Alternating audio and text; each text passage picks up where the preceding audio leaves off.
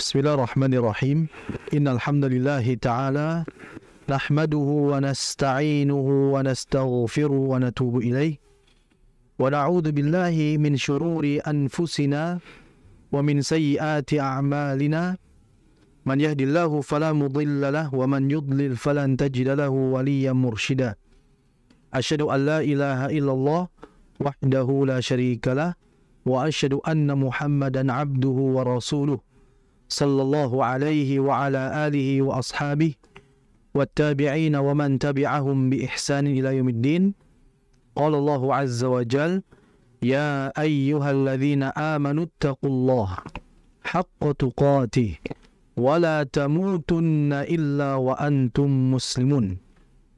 Allahumma inna nas'aluka ilman nafi'ah wa rizqan thayyiba wa amalan mutaqabbalah. Alhamdulillah, puji dan syukur pada Allah Azza wa Jal yang telah memberikan kita begitu banyak limpahan nikmat sehingga Allah Subhanahu wa taala memudahkan kita kembali untuk bisa melanjutkan pembahasan kita pada pertemuan malam ini. Insyaallah taala, sebagaimana yang dilihat bahwa kita pada pertemuan kali ini kita akan membahas mengenai pembahasan ini juga merupakan pembahasan yang penting, yang patut harus diperhatikan bagi kita agar bacaan Quran kita terjaga dengan baik sebagaimana Al-Quran itu turun kepada Nabi Muhammad SAW. Di antara pembahasan yang penting juga adalah tafkhim dan tarqiq. Sebelum saya akan membahas mengenai tafkhim dan tarqiq, kita sebelumnya sudah membahas mengenai sifatul huruf. Kan seperti itu? Sifatul huruf itu kan dibagi menjadi dua. Ada sifat yang sifatnya itu adalah lazimah, ya, atau dzatiyah. Sifat yang senantiasa melekat pada setiap huruf. Dan yang kedua ada sifat aridah. Sifat yang dia itu kondisional. Terkadang huruf tertentu dia memiliki sifat yang lain yang mungkin tidak disebutkan dalam sifat sebelumnya. Nah, sifat dzatiyah itu kita sudah bahas semuanya. Maka tafkhim dan tarqiq ini merupakan bagian sifat yang kedua, yaitu apa? Sifat aridah. Sifat yang tidak selalu melekat pada satu huruf tertentu. Ia kadang ada dan juga kadang tidak ada. Nah, maka pembahasan tafkhim dan tarqiq ini merupakan pembahasan yang masih bagian dari sifat apa? Sifat aridah. Ya, kalau sebelumnya kita sudah membahas mengenai sifat lazimah atau dzatiyah. Sebelumnya perlu diketahui, kita akan membahas mengenai tafkhim dan tarqiq. Tafkhim ini bermakna at-tasmin. Lughatan at-tasmin. Jadi tafkhim itu secara bahasa maknanya adalah tasmin. Apa itu tasmin? Tasmin itu kalau kita bahasakan adalah penggemukan atau penebalan.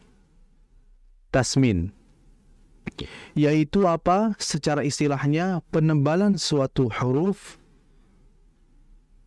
ketika huruf tersebut diucapkan sehingga terasa gema yang memenuhi mulut, menjadikan huruf tebal pada makhraj dan kuat pada sifatnya. Itu makna tafkhim secara istilah. Adapun tarqiq bermakna tanhif. Tanhif itu adalah pengurusan atau penipisan, lawan dari tafkhim tadi. Jadi tafkhim itu tebal, tarqiq itu adalah tipis. Nah, tarqiq itu adalah tanhif tadi. Pengurusan atau penipisan, yaitu ketika kita mengucapkan huruf-huruf yang tipis, ya, dikarenakan apa? Huruf tipis pada makhraj dan lemah pada sifat. Nah, maka kita sudah mengetahui mengenai tafkhim dan tarqiq ini dari sisi makna. Kemudian perlu diketahui bersama, huruf hijaiyah itu kan jumlahnya berapa? 29. Terkadang ada yang mengatakan 30, ada yang mengatakan bahkan 31. Ya, maka kami mengambil pendapat yang ini dijelaskan oleh Al-Imam At-Tibi rahimahullahu ta'ala. Beliau mengatakan dalam kitabnya, wa'iddatul hurufi lil hijai 29 harfan bilam tirai, bahwa iddah jumlah huruf hijaiyah 29, tis'a yaitu 9, 20 jadi 29 huruf hijaiyah bilam tirai. Ini yang harus digarisbawahi. Beliau mengatakan bilam tirai. Apa bilam tirai? Bimakna bila syak atau bila raib, tanpa ada keraguan. Jadi beliau begitu yakin bahwa jumlah huruf hijaiyah adalah 29. Dan beliau mengatakan awal wa hamzah lakin summiyat bi alifin majazan. Beliau menjelaskan bahwa huruf hijaiyah yang pertama kali terucap itu adalah hamzah. Seringkali disebut dengan alif, itu hanya sebagai kiasan saja. Jadi yang pertama huruf hijaiyah itu adalah hamzah, alifnya itu berada di lam alif.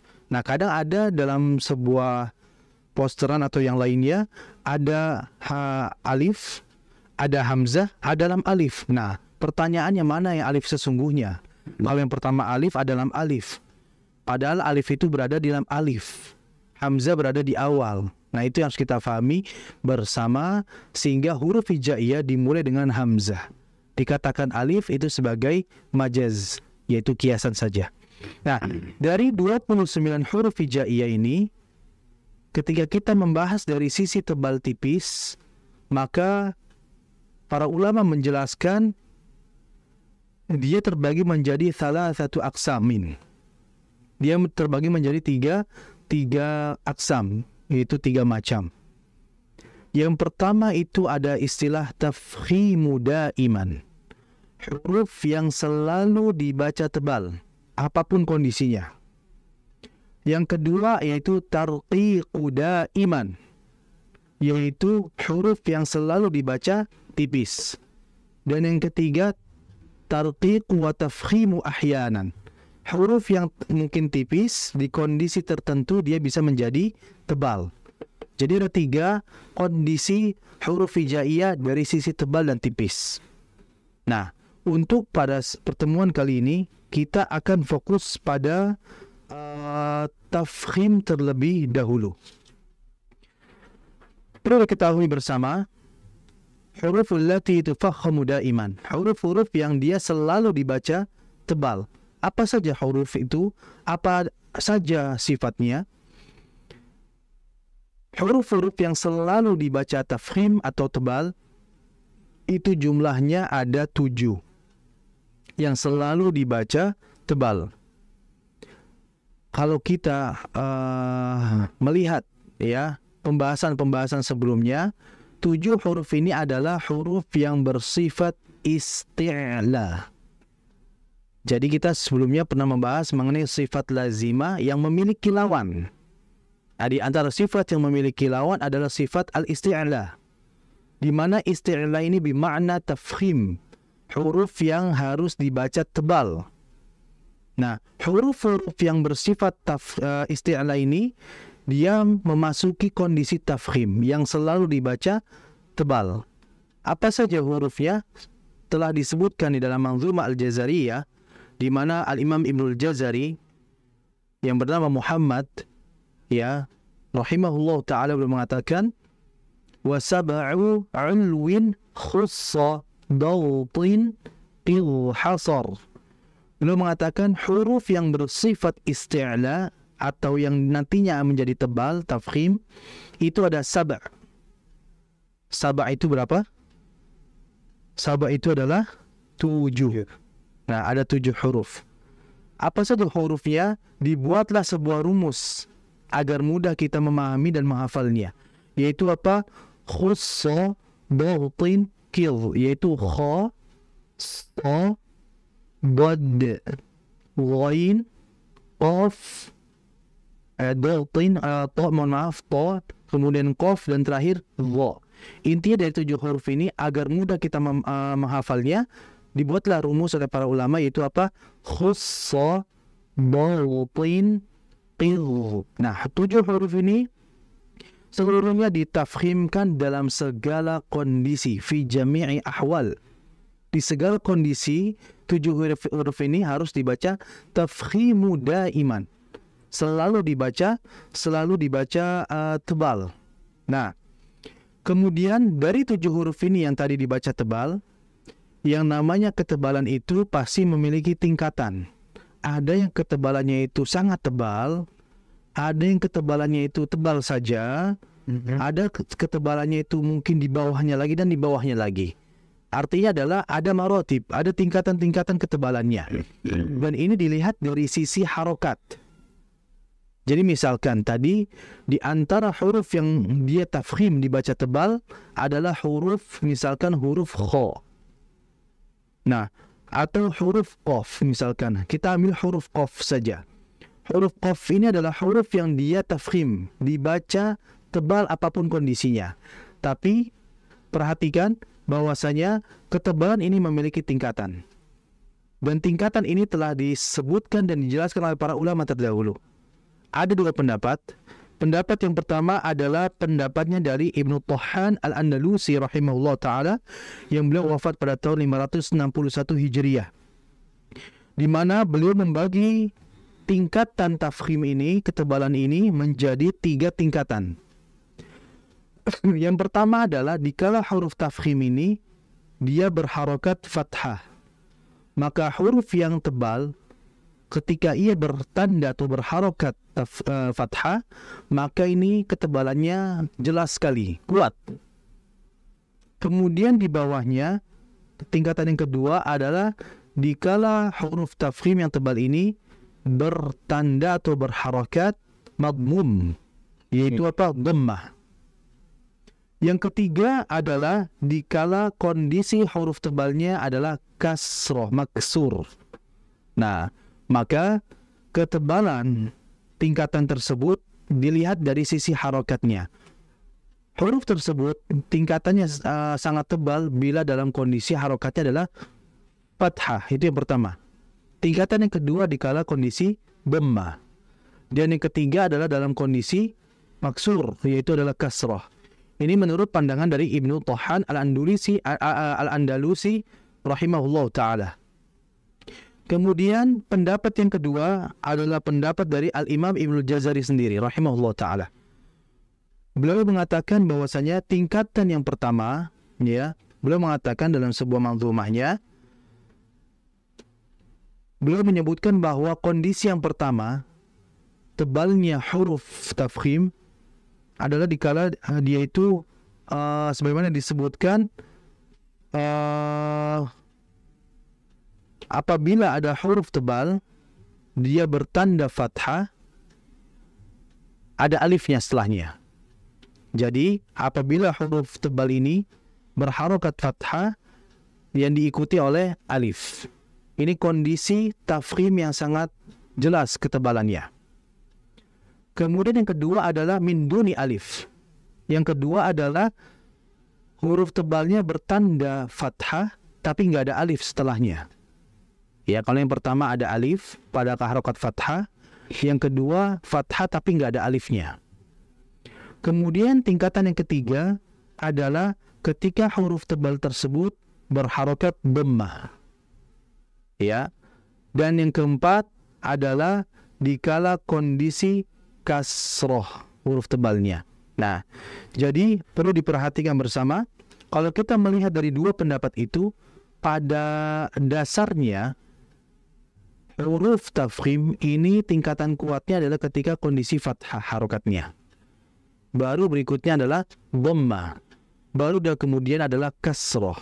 Nah, Al-Imam Ibnu Jazari belum menjelaskan lebih detail lagi. Beliau menyebutkan kalau kondisi yang terkuat adalah dikala huruf tafkhim ini bertanda atau berharokat fathah, setelahnya ada alif. Dan yang kedua tidak ada alif. Mengapa beliau mendahulukan yang ada alif? Karena ketika huruf tersebut berharokat fathah, contoh ko, ketika kita mengucapkan ko itu terdengar tebal. Tapi kalau kita menambahkan alif karena dibaca mad, sehingga ketebalannya jauh lebih jelas. Sehingga dibaca qalu. karena memang dibaca panjang. Itulah yang menjadikan tingkatan yang pertama menurut beliau rahimahullah adalah tingkatan yang terkuat dikarenakan adanya alif. Dan ini beliau sebutkan ya dalam sebuah manzumah, beliau mengatakan tsummal mufakhamatu anhum atiya.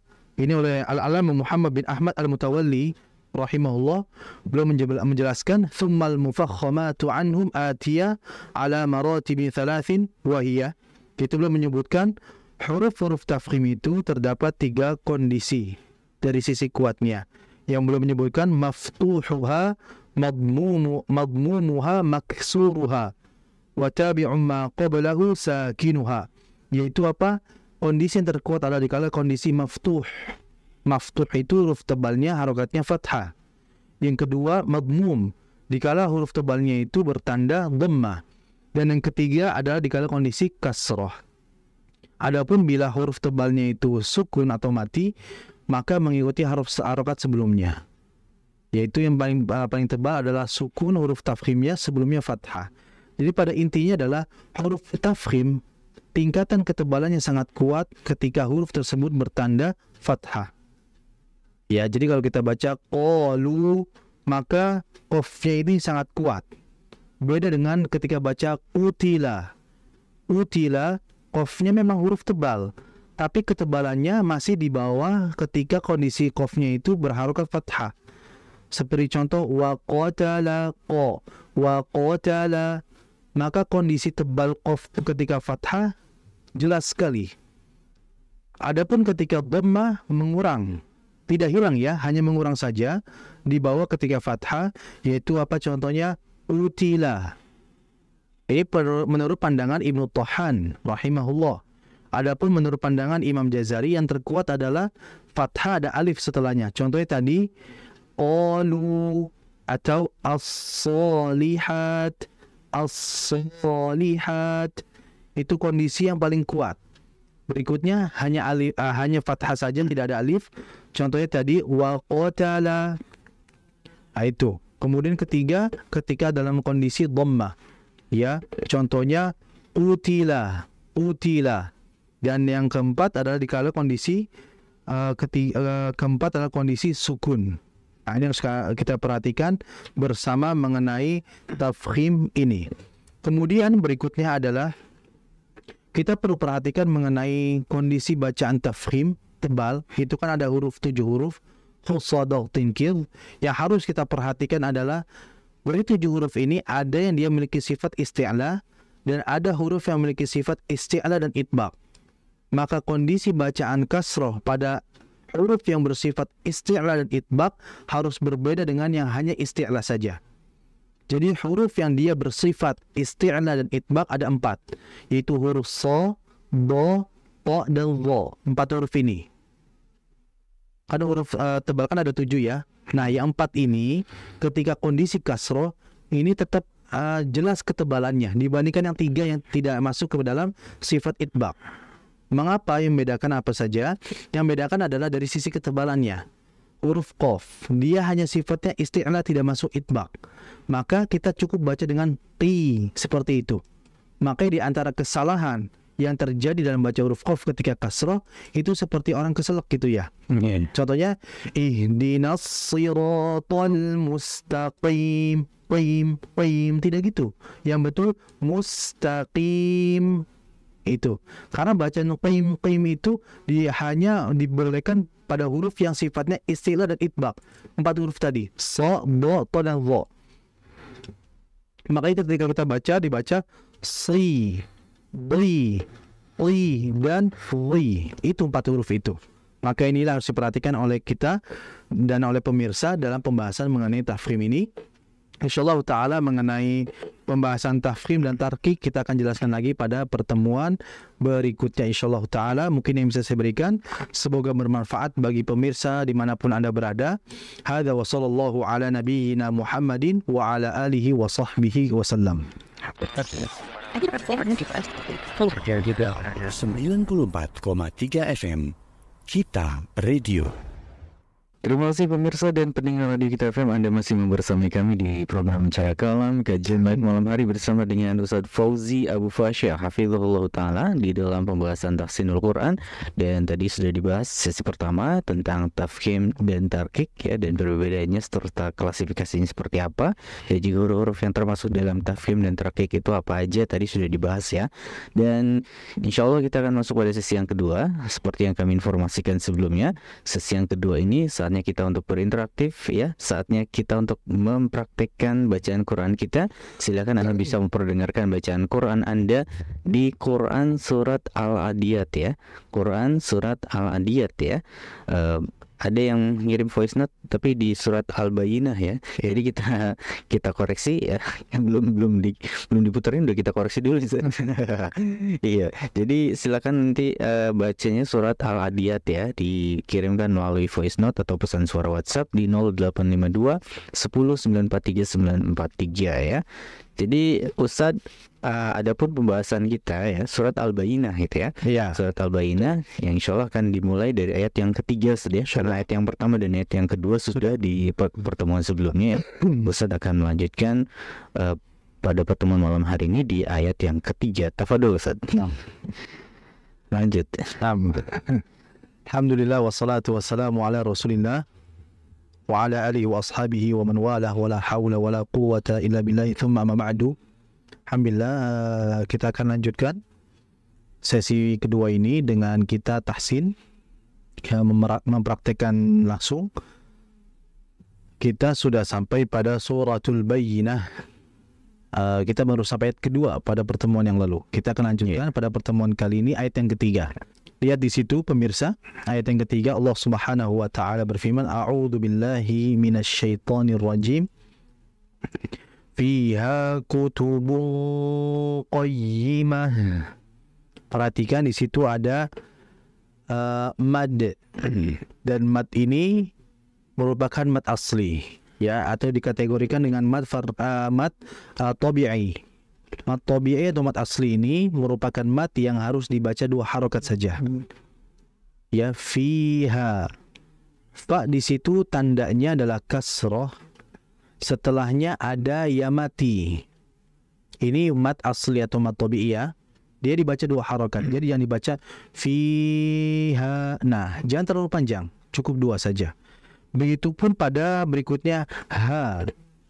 Ha di situ tandanya fathah, setelahnya ada alif. Maka ini merupakan mad asli. Dan mad asli sendiri dibaca dua harakat. Dibaca dua, fiha. Dua saja, jangan sampai fiha kutubun. Nah, jangan dibaca lebih dari dua harakat. Berikutnya adalah perhatikan pada tanda ba, kutubun. Kalau untuk ikhfa, kalau pemirsa perhatikan dalam mushaf Madinah itu penulisan dhammahtain pada ikhfa itu bukan tandanya 69, tapi adalah 99. Ya, tanda dhammahtainnya 99. Karena ada yang 69, ada yang 99. Ya. Ini harus diperhatikan oleh semuanya. Dan dalam membacanya ini merupakan ikhfa. Ikhfa ini merupakan ikhfa yang tebal. Ingat bahwa Syekh Uthman rahimahullah ta'ala beliau pernah mengatakan wa fakhimil ghunnata intalaha huruful isti'la ila siwaha. Dan tebalkanlah gunnah jika setelahnya huruf ikhfa, huruf idhar, huruf yang bersifat istilah, maaf. Jadi kalau ada nun mati yang dia kan nun ini memiliki sifat gunnah, yang setelahnya ada huruf dia itu sifatnya isti'la, maka fakhim, maka tebalkanlah gunanya. Artinya kalau ada nun mati atau tanwin ketemu huruf setelahnya itu tebal, maka tebalkan. Di sini ikhfa, maka ikhfa ditebalkan. Jangan sampai kita baca fiha kutubun. Kalau gitu tipis. Harusnya kutubun harus diperhatikan di sini. Berikutnya adalah qoi. Ya di situ bertasydid. Dan ya bertasydid ini merupakan ya yang dia harus ada nabernya. Naber itu adalah suara hentakan, suara yang jelas dan nyaring. Sehingga kita baca fiha kutubun qayyimah. Itu. Kemudian ayat yang keempat, perhatikan wama, di situ ada huruf waw. Ingat bahwa suatu ayat bila diawali dengan huruf waw, maka kita harus memonyongkan kedua bibir karena makhraj huruf waw itu dari bibir. Maka huruf waw apapun harokatnya, dia tetap harus dibaca monyong dulu. Ya, mau dia fathah wa, tetap monyong dulu. Baik kasroh, wi, tetap. Gak mungkin langsung wi, gak mungkin. Kalau wi harus monyong dulu, wi. Bukan wi. Kalau wi kurang sempurna. Itu ya, jadi hati-hati di situ. Perhatikan wama, mimnya bertanda fathah, setelahnya ada alif, dibaca panjang mad asli. Wa ma tafarraqa, jangan dibaca wa ma tafarraqa, jangan dibaca lebih dari 2 harokat, harus dibaca harakatain saja mimnya. Kemudian berikutnya tafarraqa, fokus pada ra yang bertasydid. Ra bertasydid ini merupakan ra yang harus kita jaga dari sisi ketebalan dan getaran ra-nya. Karena ini telah diingatkan oleh Al-Imam Ibnu Jazari, beliau mengatakan wa akhfi takriran idza tushaddadu. Kita itu harus hati-hati ketika membaca huruf ra ketika dalam kondisi dia bertasydid. Jangan kita melebihi getaran, apalagi tidak ada getaran, artinya mengurangi. Jangan kita baca wa ma tafarraqa. Itu namanya kelebihan getaran. Salah. Apalagi nggak ada getaran. Wa ma tafarraqa, tafarraqa. Itu nggak ada getaran. Disebabkan apa? Lidahnya tidak menyentuh langit-langit. Maka dia harus diberikan getaran. Satu sentuhan ke atas itu akan berefek 2 getaran. Wa ma tafarraqal, tafarraqal. Nah, jadi dijelaskan ra-nya. Hati-hati di situ ya. Kemudian berikutnya alladzina. Di situ ada mat lagi ya. Tapi perlu diperhatikan ketika tafarraqal ladzi, mau masuk ke lamnya kan bertasydid ya. Itu jangan kita menahannya lama. Contoh seperti ini. Wa ma tafarraqal ladzina. Nah, jadi ketika qaf ingin berpindah ke lam, cukup dimasukkan saja tapi jangan lama-lama. Wa ma tafarraqal ladzina. Jangan seperti itu, langsung saja. Wa ma tafarraqal ladzina. Nah, seperti itu. Jadi lamnya tidak terlalu lama dalam penekanan. Berikutnya utul kitab. Nah, di situ itu merupakan mat asli. Dibaca 2 harakat. Jangan lebih. Wa ma tafarraqal ladzina utul kitab. Jangan utul kitab. Jangan ya. Harus dibaca 2 harakat saja. Nah, ketika tulki, di situ sebelum huruf kaf ada lam mati. Lam mati di situ adalah lam ta'rif yang dia adalah izhar al-qamariyah. Izhar al-qamariyah maksudnya adalah al-nya dibaca jelas dan dialirkan. Karena lam mati itu lam memiliki sifat tawassud, jadi dialirkan. Wa ma tafarraqal ladzina utul kitab. Utul kitab. Jangan cepat. Utul kitab. Tidak. Kalau utul kitab itu lamnya enggak jelas. Karena lam memiliki sifat mengalir. Dalam alirannya tidak terlalu lama. Dan juga jangan memantul. Wa ma tafarraqal ladzina utul kitab. Utul. Bukan. Yang betul utul kitab. Jadi mengalirkan lamnya itu dengan ujung lidah nempel ke atas ya, ke langit-langit atas, atau disebut dengan al-hanakul a'la. Nah, berikutnya adalah illa mim ba'di. Nah, mim ba'di. Di situ ada nun. Nah, setiap ada hukum iklab, ini kan iklab ya. Iklab itu apabila ada nun mati ketemu huruf ba. Nah, dalam mushaf Madinah di huruf nunnya pasti nggak ada sukun. Tidak ada tanda sukun, namun ada tanda mim kecil. Ya.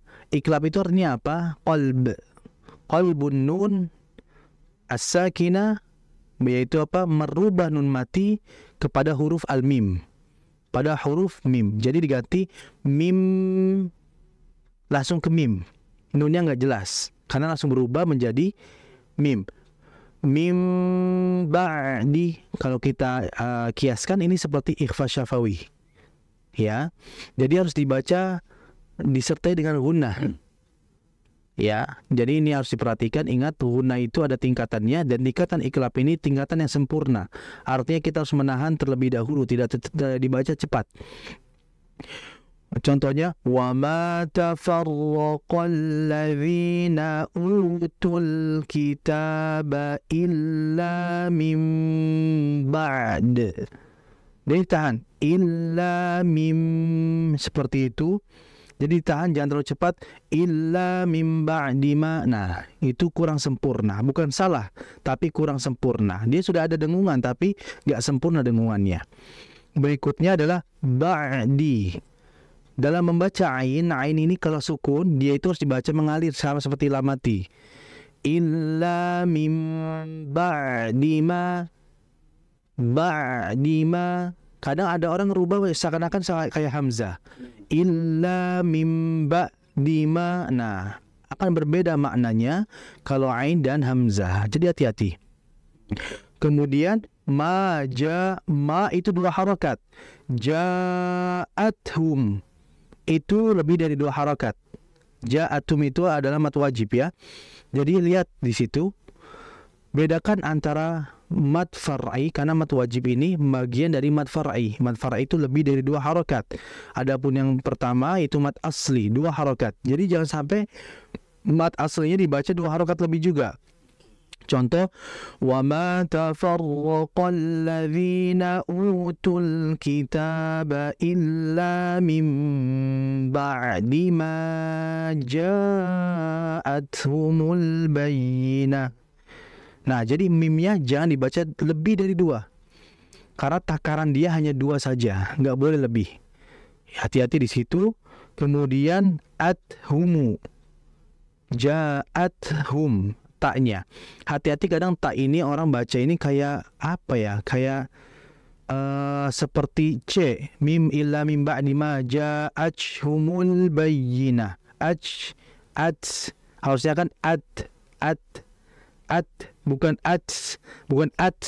kalau itu kan ban kempes ya, kayak ban kempes itu. Iya, itu dia. Makanya kadang berlebihan dalam hames, ini kan hames ya, sehingga seakan-akan kayak C gitu. Ba'di ma ja'athumul bukan, tapi at. Jadi dia langsung terputus karena ta ini sifatnya syiddah. Bukan riqawa. Kalau riqawa mengalir. Nah, ini sering terjadi, dialirin ja'athumul, harusnya ja'athumul, langsung terputus. Ketika dan nanti ada makhluk saya gitu, ada apa namanya, ada karakternya gitu. Iya. Kayak misalnya ada juga soalnya yang menyebutkan dengan itu betul. Jadi mengenai tak yang berharokat ya. Yes. Ya, intinya adalah kita harus hati-hati dalam hamesnya, atau kalau bahasa kita itu dalam desisannya. Karena kalau berlebihan tadi dikhawatirkan seperti menyerupai C. Oke. Makanya dengan cara apa? Yaitu ujung lidahnya saja at, bukan ach. Kalau ach itu dia seperti bukan ujung lidah, agak masuk lidah dalamnya. Oke. Jadi hati-hati ya. Jadi kalau ketika berharokat tuh bacanya gimana? Nah, kalau berharokat di sini ada 2 pandangan ulama. Ada yang mengatakan hamasnya tidak jelas seperti halnya dia ketika sukun. Oke. Jadi di bawah itu kita harus mengurangi kadar desisannya, hamesnya. Jadi berbeda kondisi hamas kuat ini ketika huruf tersebut sukun. Oke. Itu deras, bukan deras ya, artinya kuat sekali. Ini dikurangi gitu ya. Betul. Kalau ketika harokat dikurangi. Oke. Itu pendapat yang pertama. Pendapat yang kedua bahkan meniadakan. Oh gitu ya. Betul. Sama halnya seperti gitu ya. qalqalah. Qalqalah dia itu berlaku ketika sukun. Ketika berharokat apakah dipantulkan? Enggak. Tidak, itu. Cuman pendapat yang saya ambil adalah tadi yang pertama, dikurangi saja. Oke. Cuma itu terkadang namanya setiap guru, masyayikh akan mengajarkan yang berbeda. Jadi itu dua pendapat yang kita pahami. Intinya jangan berlebihan saja. Oke. Itu. Baik, Ustaz. Ya itu ya. Jadi hati-hati ja'at humul. Nah, dalam mati lagi dialirkan. Nah jadi ayat 4 saya akan baca. وَمَا تَفَرَّقَ الَّذِينَ أُوتُوا الْكِتَابَ إِلَّا مِنْ بَعْدِ مَا جَاءَتْهُمُ الْبَيِّنَةُ. Nah, jadi hati-hati dita ja'athumul Jadi ketika hamasnya udah keluar, udah putus. Ja'athum, bukan ja'athumu. Jangan. Itu saja yang harus diperhatikan. Kita cukupkan sampai ayat yang keempat. Semoga Allah Subhanahu wa taala mempertemukan kita kembali pada pertemuan berikutnya. Barakallahu fikum. Baik, Ustaz, jazakumullahu khairan atas pembahasan yang telah disampaikan ya di dalam pembahasan tajwid surat Al-Bayyinah ya. Masya Allah, tadi kita sudah mengikuti 2 ayat ya, dari ayat 3 sampai dengan ayat yang keempat ya. 2 ayat tersebut Masya Allah penuh dengan pembelajaran ya, yang bisa kita ambil hikmahnya, dan mungkin ada juga teman-teman yang baru mengetahui ya tentang apa yang tadi disampaikan. Masya Allah, semoga menjadi tambahan wawasan kita dalam upaya kita untuk memperbaiki bacaan Quran ya. Ada yang mengirimkan voice note, saat kita akan coba perdengarkan berikut ini ya. Dari Ibu Nur di Sindangwangi. Assalamualaikum Ustaz, bagaimana bacaan Quran saya? Tolong dikoreksi dan dibimbing katanya. Kita akan coba perdengarkan Ustaz ya berikut ini. A'udzu billahi minasy syaithanir rajim. Bismillahirrahmanirrahim. Wal 'adiyati dhabha. Wal muriyati qadha. Wal mughirati syubha. وأكشرنا به نقعا ووسطنا به جمعا إن الإنسان لربه لكنود وإنه على ذلك لشديد وإنه له بالخير لشديد أفلا يعلم إذا بشر ما في القبور وأوسل ما في الصدور إن ربهم بهم يومئذ لخبير صدق الله العظيم. Ya, Masya Allah, ada poin-poin yang harus diperhatikan. Masya Allah, bacaan bagus. Ada poin-poin yang harus diperhatikan untuk Ibu. Pertama adalah usahakan yang pertama dalam membaca itu pelan. Oke. Ya, pelan dulu.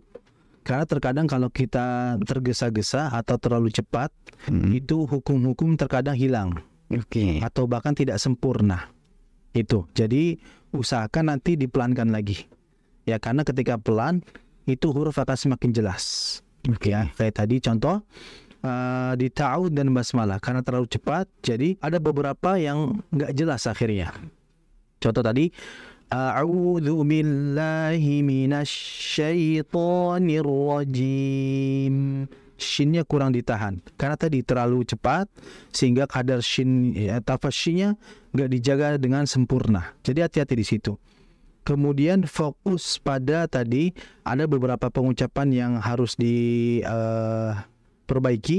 yaitu pada tadi fa'atharna, bukan fa'asyarna, fa'asarna, tapi pakai tha, fa'atharna. Pakai tha ya. Oke. Dan ro-nya juga tebal, fa'atharna, bukan fa'atharna. Kalau fa'atharna sisi makhrajnya benar, tapi sifatnya tidak benar karena ro itu dalam kondisi thar itu dia tebal. Jadi baca fa'atharna, bukan fa'atharna. Kemudian berikutnya tadi fawasatona. Ya, hati-hati di situ juga. Kemudian dzalika wa innahu ala dzalika. Dzalika tadi itu pendek ya, harus dibaca panjang. Wa innahu ala dzalika lasyahid. Dzalika, jadi baca panjang. Kemudian lihubbi, itu tadi haknya langsung dimasuk ke ba. Lihubbi itu. Kemudian afala ya'lamu, mimnya di situ pendek, bukan dibaca panjang, jadi jangan dibaca afala ya'lamu idza. Nah, itu harus baca pendek ya. Dan yang terakhir adalah ayat terakhir, inna rabbahum, itu semuanya ada guna, ditahan. Inna rabbahum bihim yawma idzil lakhabir.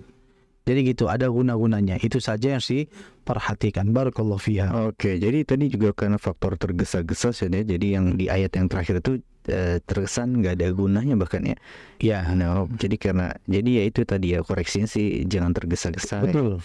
Jadi kita bacanya sebisa mungkin pelan ya. Pelan. Kita juga proses tahap belajar saja. Betul sekali. Tahap untuk dikoreksi, maka perlunya untuk kita mendengarkan dengan seksama. Ustadz juga butuh untuk mendengarkan dengan jelas gitu ya. Jadi tidak tergesa-gesa menjadi poin utama sih ya. Tidak terburu-buru dalam membacanya ya. Baik, terima kasih tadi buat Ibu Nur ya di Sindangwangi. Masya Allah, barakallahu fiik, sudah mengikuti acara kami dan sudah berpartisipasi ya di kesempatan malam hari ini. Dan kita nampaknya waktu juga nih Ustaz yang mengakhiri perjumpaan kita di kesempatan malam hari ini. Ustaz, jazakumullah khairan ya, barakallahu fikum atas ilmu yang telah disampaikan. Insyaallah kita berjumpa lagi melanjutkan pembahasan yang akan kita ikuti di pertemuan berikutnya Ustaz ya. Insyaallah. Al-Baqarah ini baru 4 ayat tadi ya, masih panjang ya. Masih. Iya, masih ada beberapa surat ke depan yang insyaallah ini kita pelan-pelan aja saja. Betul sekali. Supaya kita bisa melekat dan ilmunya bisa kita serap, sehingga bisa kita praktekkan dalam proses bacaan Quran kita tentunya. Baik, Ustaz, sekali lagi jazakumullah khairan sudah hadir di studio, dan kami juga ucapkan terima kasih buat teman-teman pemirsa dan pendengar Radio Kita FM atas kebersamaan Anda. Mohon maaf atas segala kekurangan. Saya Hafid dan juga Ustaz Fauzi Abu Fasya, juga segenap kru yang bertugas di malam hari ini, mohon pamit undur diri dari hadapan Anda. Kita tutup dengan doa kafaratul majlis. Subhanakallahumma wa bihamdika asyhadu an la ilaha illa anta astaghfiruka wa atubu ilaik. Wassalamualaikum warahmatullahi wabarakatuh. Salam. 94,3 FM